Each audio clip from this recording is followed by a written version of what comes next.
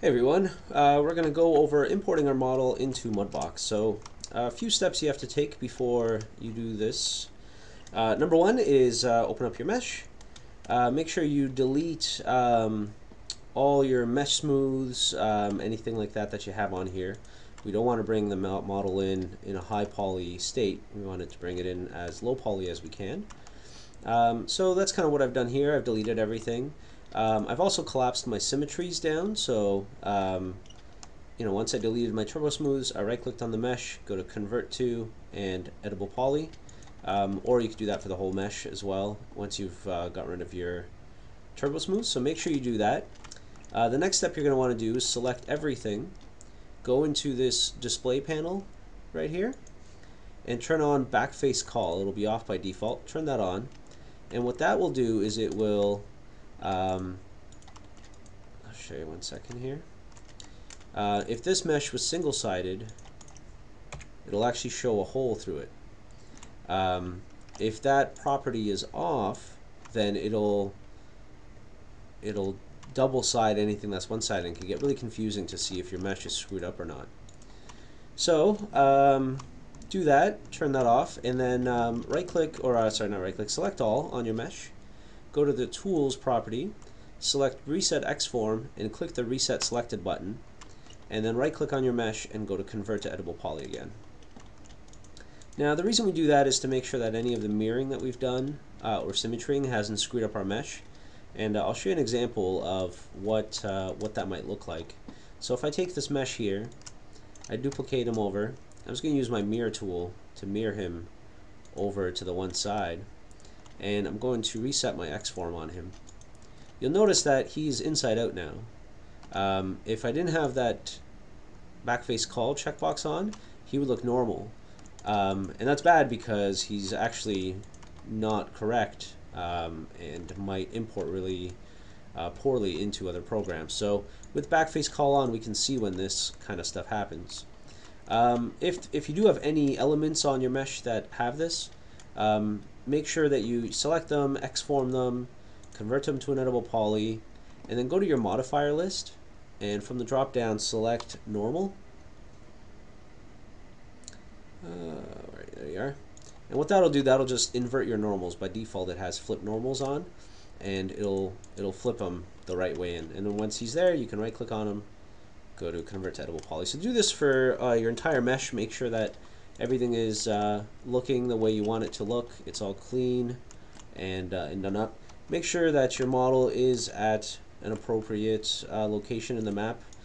Don't have your person out here somewhere. Make sure it's nice and centered and all that. So when we're ready to go, save your max file as another version just so you can have it as a backup.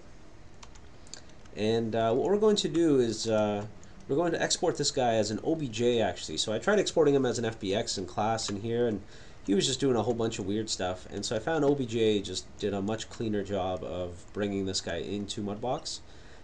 So with nothing selected, I'm going to go to my max file, go to export, and just export.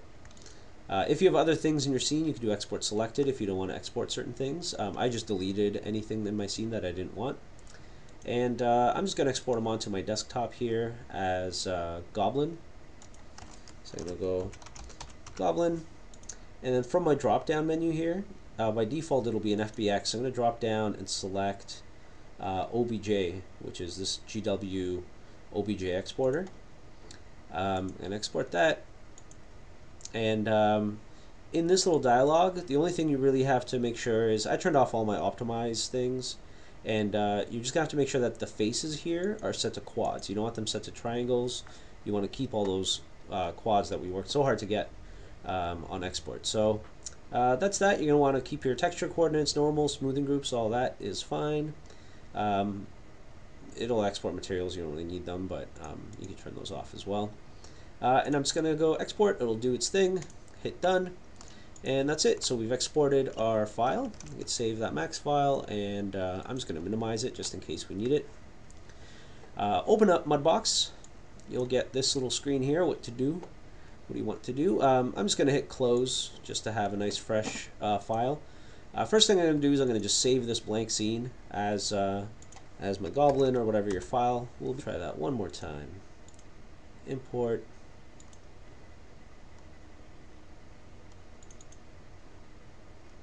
Keep all. I think I selected my MudBox file by accident the last time. So when this pops up, just do import. It'll ask you about some things. I'm pretty sure this is my eyes that are doing some funky stuff, which I don't really care about. You can hit keep all, and that'll be your model. So let's get in there and take a look. So anything that came in funky will be red. So let's take a look here, what's coming in red. For me, it's my eyes. I don't really care about those right now, but I'll show you what the problem with those is. If I go back to my max file and go into my eyes here, if I select, you see there's that vert right in the center there? If I select one of those, it's not actually one vert, or actually, no, I guess it is. It's just causing an issue because there's just a whole bunch of edges and it might smooth funny. I don't really care about that at this point, so I'm fine with that. If you have any red marks on your face or anywhere along your body, there might be a few issues. One of them might be that you have, let's say if there was 2 verts here in this one spot, when you mark each selected, it wouldn't say just vertex and then number, it would say like 2 vertices selected. So you got to make sure those are all welded. You might also get problems if you have like 5 or 6-sided shapes like this. It'll throw you in a problem like that. So go through and do your best to try and clean up any of the problems that you see here in MudBox. And when you're ready to go, we'll start with some basics. So the first thing I'm going to do is just kind of remind you guys how to navigate. I know you guys have done MudBox before, so I'm not going to spend a lot of time on it. But I'm just going to go over it just in case you forgot. So hold Alt on your keyboard. While holding Alt, you can do middle mouse click, and that'll pan around. If you click and hold while holding Alt as well, that'll pan. If you hold Alt and left mouse button, that will rotate around your model. And Alt and right mouse button will zoom in and out. So just keep that in mind. Every movement is done through Alt, and then everything else is there. You can just paint and do all your stuff. You can also mouse wheel in and out to zoom in and out. It's not as smooth as this one, but it doesn't require you to hold anything. Alright, so we have our model set up here and we're ready to go. You'll notice here on our top right hand side we have a few options. We have layers, object list, and viewport filters. I'm not going to put any viewport filters on, they're just going to bog me down. Under my object list, you can see all the different parts of my goblin are properly named, except for cylinder. I'm not quite sure what that is. That might be some object somewhere in the middle of nowhere. So I'm not going to worry about that. But everything else I've named appropriately. It's just going to help me navigate through here, select all my stuff, and go through that. So I'm going to deselect that. And what I'm going to do is, with nothing selected, I'm going to select a different material for my goblin. I'm just going to select one of these guys here. Try not to select anything too shiny because it may distract you from your actual modeling and might look kind of funky. So that's that. You can also change your lighting presets around. You can click through these and pick something that you like, something that looks kind of nice and you think will help you model. Don't pick anything too bright or crazy or even contrasty like this, even though it looks really awesome. We can do that for later if you want to take some screenshots and stuff like that. But just make sure it doesn't distract you from modeling. So even these basic ones are totally fine. But pick one that you like and that you think will work well for your character. So something like that's definitely bad. Underlighting is going to make your character look very different. You want something a little flat for now, just to kind of help you do your thing. So let's go over kind of the flow of things I like to do. So number one, I'm going to be working with my tablet and pen because it's MudBox and my hands are going to be very sore if I use my mouse. So same things happen. If you hold Alt, you can use your pen to move around and rotate around and stuff like that. So all that kind of still goes. I switch between my mouse and my pen whenever I can or when I feel like it. So first thing I really like to do is, I'm pretty happy with my model, but for any of you that are starting with a basic character or bringing your character in there and don't, still aren't overly happy with how your dude is looking, this is the time to make adjustments. So before you go on to any actual sculpting or putting in any detail, just take a look at your proportions, your lines, your curves, and make some adjustments from there.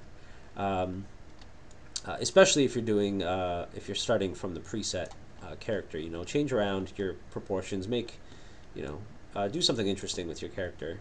And the way I do that is under my sculpt tools on the bottom here. There's a little option called grab. If I double click on that, if I click and hold, it will grab my geo and move things around. And so what I can do is, if I wanted to beef out some of these muscles, I could just kind of move this stuff around without really sculpting it quite yet. And one thing I have on, which may or may not help you, in parts like the arms and stuff, it's really helpful. In the shoulder, it's not, because my two sides aren't the same, is my mirror. If you go under your brush here on the right, you'll have your size, your strength, and a mirror. I set mine to X, which will do it from left to right. If I turn it off, then I can kind of work, on one side at a time. So it really depends on how you want to work and all that. But just go through and just take a look at your model again, and just kind of adjust things as you see fit. Don't worry about messing up things too much or anything like that. Just kind of have some fun with it, and just make your dude look as good as you can at this point. So, do what you can, move stuff around. If you're going to work on arms or legs, definitely have mirror on, because you don't want to have, we're not going to be doing textures for both sides if we don't need to, so there's no point of doing that.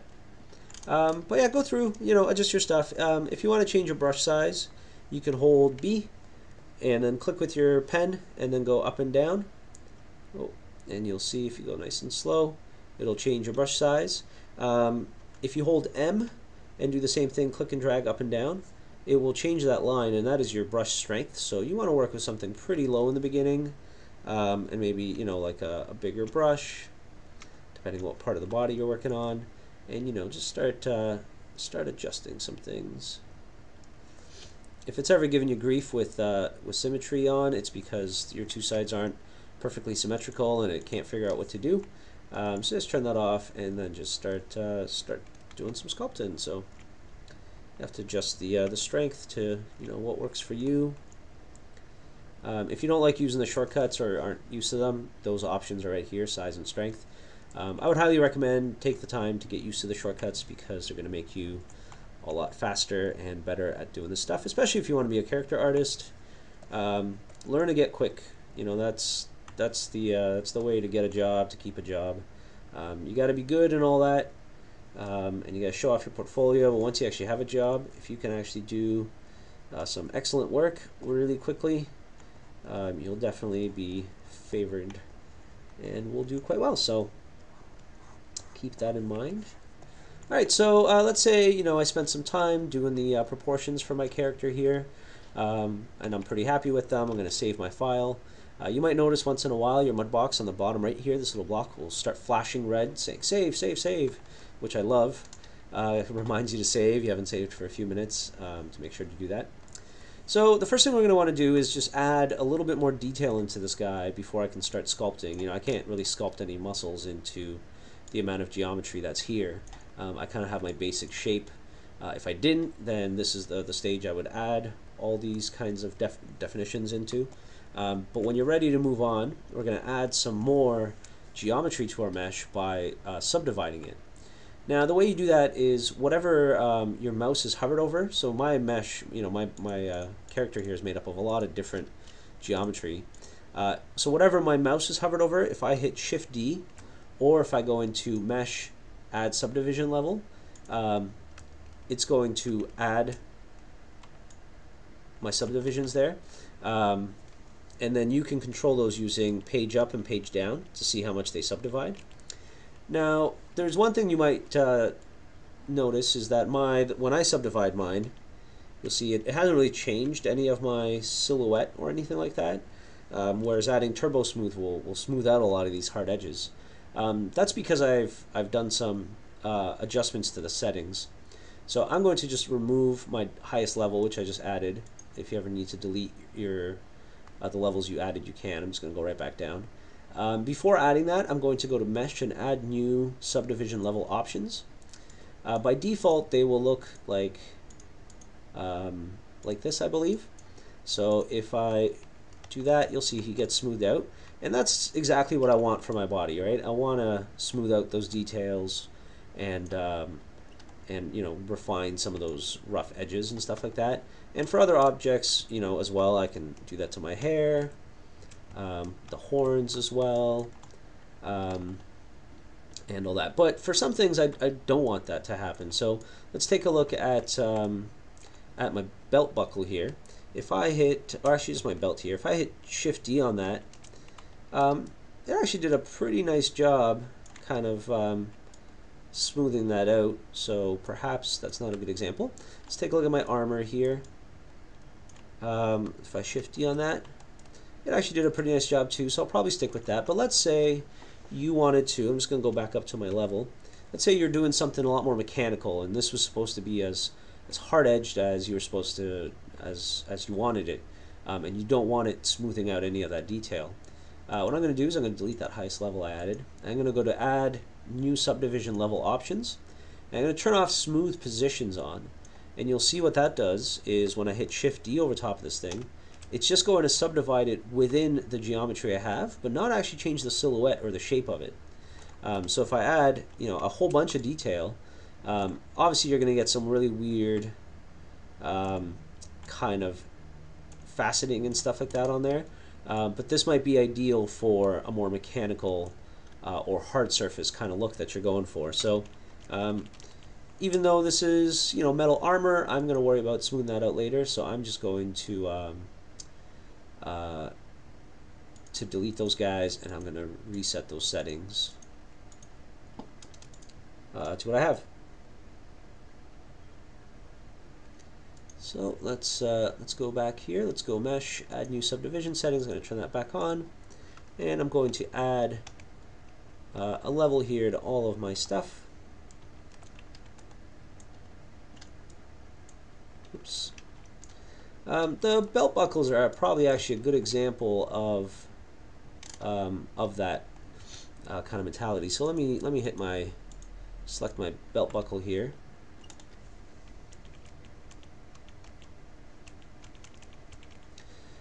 So if I add a Shift D to there, you'll see I'm getting like a really weird kind of flattening of this area here, whereas I want it to be a lot more hard-edged like this. I generally have the shape that I want.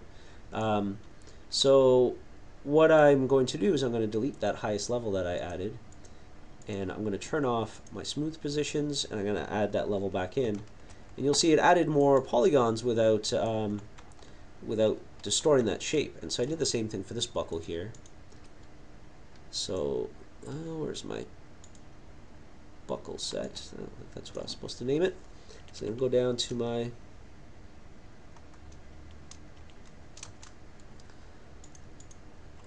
wrong one. Buckle. There we go. Oh, apparently I can't go back down. I think I went too far. So if that's screwed up, I could always delete that mesh and bring it back in by exporting it solo. So I might have to do that eventually. But I've added layers to all my stuff. I'm going to hit save. So what I'm going to do is I'm going to start sculpting at this level. I'm not going to start adding a ton of detail or geometry. You know, I'm not going to subdivide this thing 4 times before I can start adding stuff. Just like modeling, like everything else I've been telling you guys, you got to go from big brush strokes to small brush strokes. So start, you know, every level, take a look at your character from every angle and make sure it looks awesome at that level before going any further. And so, yeah, you might go in here and, you know, you're like, oh, I want to add some scratches to my model, but it's, you know, it's not really working out how I want it to work. Look at that. There's not enough polys for me to add that. Well, that just means you're trying to add that kind of detail way too early. You know, it's not time for that. So do what you can at every level before moving on. Don't start adding tiny little scrapes and scratches right off the bat. this is how we do stuff in full AAA character design and modeling. So keep that in mind and take your time and make this awesome. I would highly recommend finding some muscle reference if you're doing a human body and you want to actually add some proper muscles onto here. So find some reference and go from that. Same with hair and all that kind of stuff. Don't just add a bunch of lines. Try and make things look really nice and put some care into everything you do. Don't just add bumps and things like that. So on the bottom here you have all your sculpt brushes, right? You're going to be on your sculpt tool. Don't start painting quite yet. We're going to do that quite later on. So sculpt tool, you have smooth and all these different guys here. Play around with these guys. I'm not going to explain everything what they do. The best way for you to figure it out is just to actually use them. Sculpt is your basic one. Now if I go into here and I start sculpting, let me just increase my strength and increase my size a little. So let's take a look at what it's doing. If you ever want to see your wireframe, you can space bar over your model, hover or hold space bar, go to this little light bulb, click it, and then click wireframe. We'll turn the wireframe on. So using sculpt, you'll see it's just pushing out all my geometry here. Right, giving my dude some tumors, looking not too good because he's low poly, but that's okay. So that's sculpt. So a few things you should know about sculpt. By default, your stamp here, so all these brushes are used with this stuff here. So stamp is what your brush is going to look like, kind of like in Photoshop. So with off, it's just going to be a circle. If I use one of these and I start sculpting, it's going to represent that kind of shape. And so you're probably not going to be able to notice at this. I'm going to add some subdivisions just to show you guys. So with sculpt and that guy on, it's going to do something like this. Actually, let